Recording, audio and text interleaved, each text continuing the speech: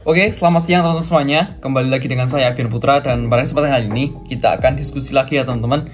Jadi teman-teman, di Instagram kemarin itu banyak teman-teman yang DM itu bagaimana sih caranya kita itu menjadi orang yang berbeda. Bagaimana caranya kita bisa menjadi orang yang beda dari teman-teman yang lain. Mungkin teman-teman pernah dengar ya, kalau menjadi seseorang yang berbeda itu keren. Menjadi orang yang berbeda itu memiliki ciri khas tersendiri lah, nggak sama seperti orang lain. Dan juga kita pasti memiliki ciri khas di mana kita bisa terlihat berbeda daripada orang lain. Nah oke, ini saya ibaratkan ya teman-teman. Ini adalah orang A dan juga ini adalah orang B. Oh gini aja, ini A, ini B. Jadi orang A ini adalah dia itu memiliki pribadi yang setiap hari di rumah, setiap hari cuman sekolah pulang. Di setiap hari dia pusreng sampai tengah malam. Setiap hari dia itu berangkat sekolah terlambat, nggak pernah ngerjain PR, dan juga intinya sering main tapi lupa pendidikan lah. Ini adalah orang B. Orang B ini adalah seseorang yang telah melewati masa-masa nakalnya, seseorang yang udah melewati, intinya udah ada fase tobatnya lah.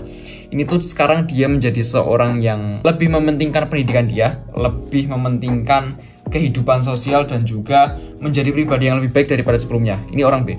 Oke, ibaratkan kamu itu sekarang baru di fase B. Fase B ini adalah fase yang enak ya teman-teman, yang udah tobat lah, ini yang udah baik. Ini fase B. Teman-teman ada di fase B, ini fase A. Nah, sekarang jika teman-teman itu melihat keadaan di luar sana, itu pasti banyak sekali anak-anak muda itu yang masih ada di fase A. Tapi yang jarang ya teman-teman adalah orang-orang yang udah ke fase B, yang udah pernah melewati fase A, dan sekarang mereka baru beralih ke fase B, di mana fase yang udah mulai berpikir bagaimana masa depanku besok, bagaimana cita-citaku bisa tercapai besok. Sebenarnya, apa sih yang menyebabkan seseorang itu bisa berada di fase A? Apa sih faktor-faktor yang menyebabkan bagaimana seseorang itu bisa sampai lupa akan pendidikan, sampai lupa akan masa depan yang itu pasti akan datang suatu saat? Jadi sebenarnya penyebabnya itu simpel ya teman-teman. Ini tuh karena lingkungan, karena tontonan, dan juga karena kebiasaan mereka dalam membuka sosial media yang sebenarnya di hidup ini sebenarnya itu simpel ya teman-teman semuanya. Tapi karena adanya media sosial yang terlalu berlebihan, karena kita bisa melihat kehidupan di sini ataupun di luar sana yang jauh, itu kita bisa lihat dengan media sosial, sehingga kita secara otomatis itu akan membanding-bandingkan antara kehidupan kita sendiri yang punya kendali adalah kita bandingkan dengan seseorang yang di luar sana, yang memiliki kultur yang berbeda, yang memiliki cara jalan yang berbeda dengan kita, yang memiliki privilege berbeda, yang memiliki intinya berbeda lah dengan kita. Tapi kita itu terlalu membandingkan antara kita dengan orang-orang lain. Nah, sadarlah teman-teman, mungkin teman-teman juga nggak heran lah dengan mungkin orang tua teman-teman sendiri, mohon maaf, orang tua itu mengatakan bahwa hidup di zaman sekarang itu mudah karena akses kemana-mana gampang, karena udah nggak seribet dulu lah. Kalau dulu kan kita nggak ada namanya HP, nggak ada namanya laptop, dan juga nggak ada namanya lighting, kamera, dan lain-lain. Tapi setelah berjalannya waktu, pasti kan muncul HP, internet, wifi, Google, dan lain sebagainya. Orang tua itu menganggap bahwasanya sekarang itu zamannya lebih mudah. Tapi kita juga harus menanamkan pada diri kita bahwasanya anak muda itu juga bisa berpikiran zaman sekarang ini itu zaman yang lebih kompetitif, zaman yang orang itu akan mencari pekerjaan susah, orang itu akan menjadi seseorang yang sukses itu susahnya minta ampun.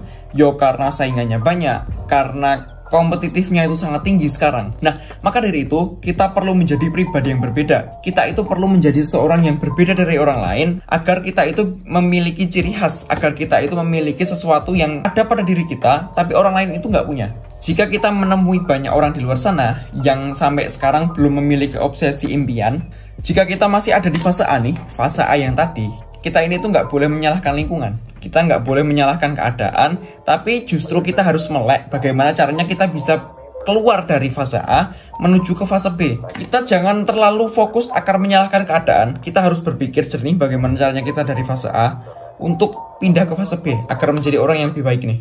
Oke, jadi tampillah menjadi orang yang berbeda. Sebenarnya itu nggak salah, karena itu adalah sebenarnya hal yang bagus banget. Teman-teman udah berani berbeda, asal skill pengetahuan dan juga kebijaksanaan teman-teman.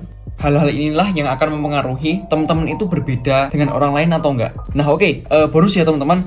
Ini banyak yang jarang tahu. Jadi teman-teman kalau misal nih teman-teman itu kagum akan seseorang, karena mungkin dia cara berpikirnya, bagaimana mereka itu memiliki relasi yang banyak. Jadi teman-teman itu perlu belajar dari orang tersebut. Perlu ditekankan teman-teman itu jangan malu untuk bertanya, jangan malu untuk minta tolong kepada orang lain. Nah, tapi teman-teman itu juga harus memperhatikan jika kita ingin minta tolong kepada orang tersebut, saranku jangan sekali-sekali chat lewat WA ataupun DM lewat Instagram. Kalau kita butuh belajar dari dia, oke, fine. Kalau kita misal hanya bisa lewat chat dan juga Instagram, hanya sekedar perkenalan dan lain-lain.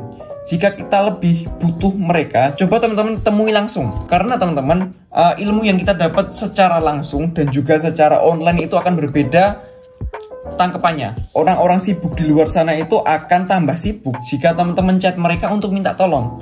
Nah, sedangkan orang lain di luar sana itu akan senang apabila teman-teman itu belajar dari mereka secara langsung, secara tatap muka, mungkin secara, intinya teman-teman itu lebih terlihat menghargai mereka. Jika kita hanya menghubungi mereka lewat online, itu akan justru menambah pekerjaan mereka yang awalnya sibuk, terus direpotin teman-teman tambah sibuk. Itu menurutku hal yang nggak baik jika kita merepotkan orang, intinya gitu. Teman-teman harus tampil beda, teman-teman harus asah skill pengetahuan, dan juga teman-teman harus menargetkan impian teman-teman. Semoga kita menjadi orang yang sukses, jangan tiba-tiba langsung jadi beda. Oh ya teman-teman, jangan tiba-tiba menjadi orang yang berbeda ya. Intinya kita perlu proses lah, kita secara bertahap aja. Jangan tiba-tiba yang awalnya teman-teman seperti ini, tiba-tiba menjadi sangat baik nih. Tiba-tiba teman-teman beralihnya dalam satu hari langsung 180 derajat, itu jangan. Jadi perlu proses, perlu adanya tahapan sedikit demi sedikit. Itu akan menjadikan teman-teman menjadi pribadi yang lebih baik dan juga berkembang untuk kedepannya. Oke, di sini saya nggak mengakui bahwasanya saya udah sempurna, saya udah tahu banyak hal. Di sini saya masih belajar juga tentang bikin video dan juga bikin konten yang baik itu harus bagaimana. Mungkin teman-teman kalau ada saran silahkan DM saya lewat Instagram ataupun di kolom komentar juga boleh. Sekian video hari ini, jangan lupa like dan juga jangan lupa subscribe. Sekian video hari ini, saya Abian, terima kasih. Sampai jumpa di video yang selanjutnya. Selamat siang semuanya.